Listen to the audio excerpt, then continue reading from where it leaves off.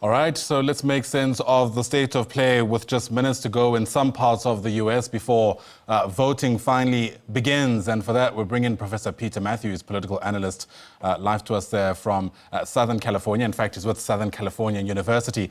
Prof, always great to see you. Thanks so much for staying up late where you are, early for us here in South Africa to help us make sense of what's taking place. So here we are, finally voting day, just moments away. 82 million Americans, I think that's the figure, who are set to cast their ballots. And if there was ever a sign that this has gone down to the wire, the fact that Kamala Harris and Donald Trump have just concluded their final rallies is probably a case in point. It is. Well, it's a quick correction. I'm from Cypress College. I teach at Cypress College, but I attended the University of Southern California. So the point you were making is that there's a huge voter turnout right now. It's much larger than the last time. It's earlier. And that's an indication that there's a lot of enthusiasm and also some trepidation and fear about what will happen if the wrong party gets elected. So we will have to wait tomorrow to see how the count actually takes place. But it's very encouraging to see that more and more Americans are taking place. And we need to expand the vote, not contract it. That's what democracy does. Donald Trump was speaking in, I think it was Michigan, Kamala Harris in Pennsylvania. There must have been a specific decision behind why both these candidates would want to wrap up, specifically in those states. Yes, indeed. In fact, because Kamala Harris is ahead by a few points in Michigan, and she had a pretty good base over there, and she has Gretchen Whitmer, the governor of Michigan, as her co-director of the campaign. She feels pretty secure about Michigan, and Pennsylvania is where she has to be really sure of winning that state. That's the other third of the blue wall states: Pennsylvania, Michigan, Wisconsin. She's doing very well in those two states, Michigan and Wisconsin, but not quite sure about Pennsylvania. It's tied right now. She might be very close to half a point ahead. So she wants to secure that. That's why she ended up in Pennsylvania, from Pittsburgh all the way down to Philadelphia, which is the birthplace of democracy. It's symbolic for her to be in Philadelphia, to say, we have to protect our democracy in this election, not allow any kind of authoritarian dictatorship to take over. I think sending a message by ending in Philadelphia. And of course, Donald Trump wants to end in Michigan because he wants to make sure he can try to capture that state from Kamala Harris, a very valuable state for him, if he could get it. Right, and Donald Trump did the same in 2016 and 2020, I believe. So I suppose there's some kind of reckoning in that particular campaign that that's where things should wrap up. And I wonder if you had an opportunity to listen to both candidates, by the way, as they rounded off their campaigns. Kamala Harris not mentioning Donald Trump once in her speech, Donald Trump going at her a number of times. I certainly watched both of them, actually, and you're absolutely correct. It just shows you what type of campaign Trump has going, that he needs to come up with a positive message, and he doesn't do that. We need to know, where does he stand on health care? Where does he stand on education, on tuition-free college or lack thereof? He doesn't talk about those things. He talks about vilifying immigrants. He talks about dividing the country up into different groups, particularly those who are the so-called in crowd and the out crowd. And that's a way of dividing and conquering and ruling. He's trying the same strategy he tried in 2016 and 2020, and they lost both times with the popular vote. You can try it again, and I don't think it'll be successful. We'll have to wait and see tomorrow. But Kamala Harris put forth a positive vision over a full plan for the United States of America in terms of an opportunity economy where people can actually have a chance in life, everyone, including the working middle class and the working poor. She's offered them small business, money to start small business, about $50,000 in a tax deduction, $25,000 to buy a first home. Those kinds of real economic plans that she put forth, and to expand Obamacare. So I think it'd be important if both sides would come up with contrasting solid issue positions, and mainly one side is doing that right now. So it's very much of a contrast, a study in contrast, actually, in those two presentations. Right. Often we speak about polling and the extent to which it could be trusted. Look, I think anybody who works with polling will tell you it's not an exact science, but there has been a lot of conversation around ways in which perhaps we haven't always gotten it right in the US. How much reliance is there on polling this time around? It's going to be still some skepticism about it because of the fact that in 2016 and 2020, the pollsters got it wrong.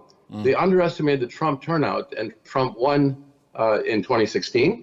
And in 2020, Joe Biden did not win by as many votes as they thought he would. So there's been some inaccuracy and some hidden voters who do not come forth in the poll. For example, many Trump voters don't answer the phone. when they're called by the pollster or they text messages. They don't do that. So it's hard also to reach young people sometimes. They don't like to answer the phone. They don't know who's calling them. So there are certain hidden groups that are missed in the poll. But there is a new poll, a new technique that's being used in Britain called focal data, which is doing an excellent job. They interviewed 31,000 voters across the United States, and then they decided to use regression analysis, a very mathematical modeling, and also to then find out what each state has in terms of turnout and which parties are turning out more or less in each state. It's probably the most accurate way of doing it. They do it in Europe and in England, and that's being brought to the United States now. And they show that Kamala Harris is actually doing very well in that type of polling with lots of sample members. She's actually winning the national vote by at least 2%, and she is winning in the at least four of the 7 states, the swing states that count, in the focal data poll, which seems to me to be more accurate. Even the Iowa poll showed a really amazing result 2 days ago when the Des Moines Register of Iowa and a very, very well recognized and trusted person that runs the poll, Ann Seltzer, the Seltzer Company, they ran a poll a couple of days ago showing that Vice President Harris has actually climbed way above Trump and came up 3 points ahead of President Trump, and that's where she stands now, 47% for Harris and 44% for Trump, which is really remarkable considering that it's a Republican state, and she was not ahead at all. No Democrat was ahead there in decades, and this time she's climbed ahead, and if she takes Iowa, all bets are off, and she could actually have a good chance of winning this thing. Right. Of course, there are, aspects of this election that are characterized by any poll around the world, issues to do with the cost of living, the economy, immigration, perhaps identity politics makes its way in there. Roe v. Wade, for example, comes to mind, reproductive rights and the controversies around that. What I'm hoping to engage you on, though, is issues around how the U.S. has responded to the conflict in the Middle East, more specifically in Gaza. The Democrats have been criticized in some instances for funding Israel, who is continuing, of course, to wage what they call a defense in the besieged Strip.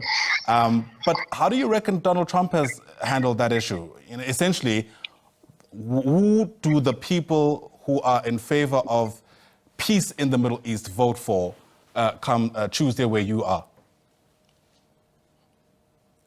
Yeah, so let's keep in mind one thing, that both Democrats and Republican administrations have been funding Israel for a long, long time, many, many decades. And there needs to be a two-state solution and justice for Gaza and Palestine, which hasn't come yet. And the horrendous death of over 43 or 46,000 Gazans is unconscionable. And so was the attack by Hamas before that. But you cannot overreact and then endanger civilian lives. And therefore, many, many Americans, including Arab Americans and Muslim Americans and young people in America, of all ethnicities, were very much dead set against the policies that would allow for this kind of killing to go on in Gaza. And they've called for a ceasefire immediately. President Biden has not really taken a strong enough stand in the eyes of many of those voters, including Democratic voters, to bring about a cessation of hostilities in Gaza and the death of the people. They want Biden to take a stronger stand. They want Kamala Harris, the vice president, to take a strong stand as well. She has taken a stronger stand than Biden. She's called for immediate ceasefire. She said there has to be a two-state solution. So she's, a step better than Biden. Still not enough for some people, and therefore she might lose a couple of 100,000 voters who are Arab Americans in Michigan and or Muslim Americans and young people across the swing states. Many young Americans of all ethnicities want to be fair to people, want to preserve life. They want peace and not a lot of unnecessary wars.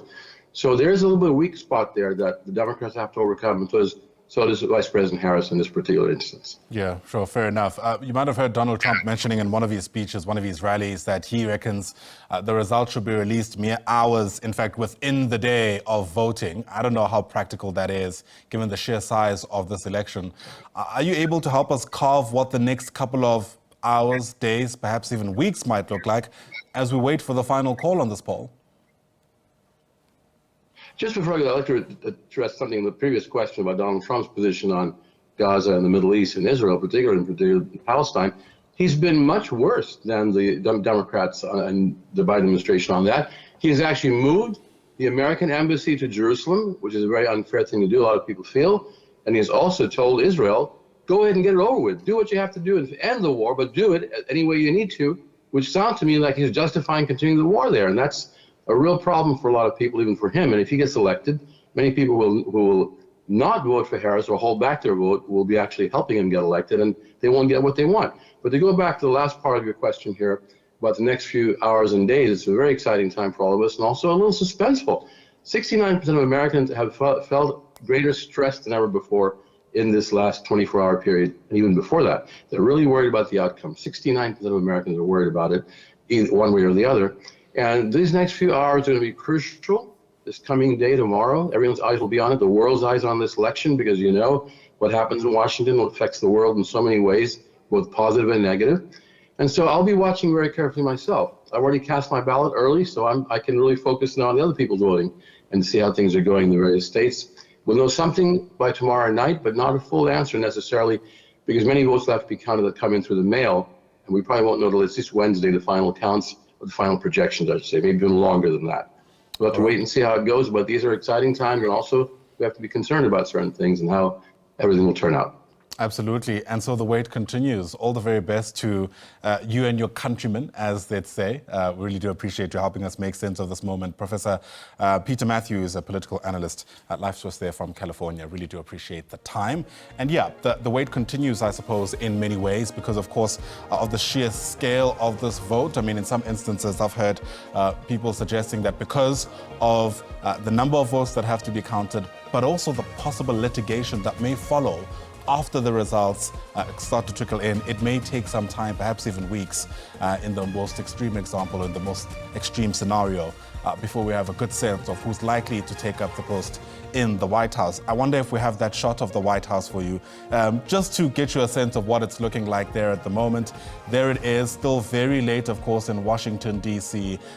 We are going into the early morning on Tuesday, the 5th of November there, in a couple hours' time. And I imagine within a few moments, that stillness will be replaced by a hive of activity as millions of people go to cast their ballots for the person who's likely to walk through those doors as the 47th president of the US. It's a big story. It can't be avoided no matter where you are in the world. And that's why we're watching it very closely.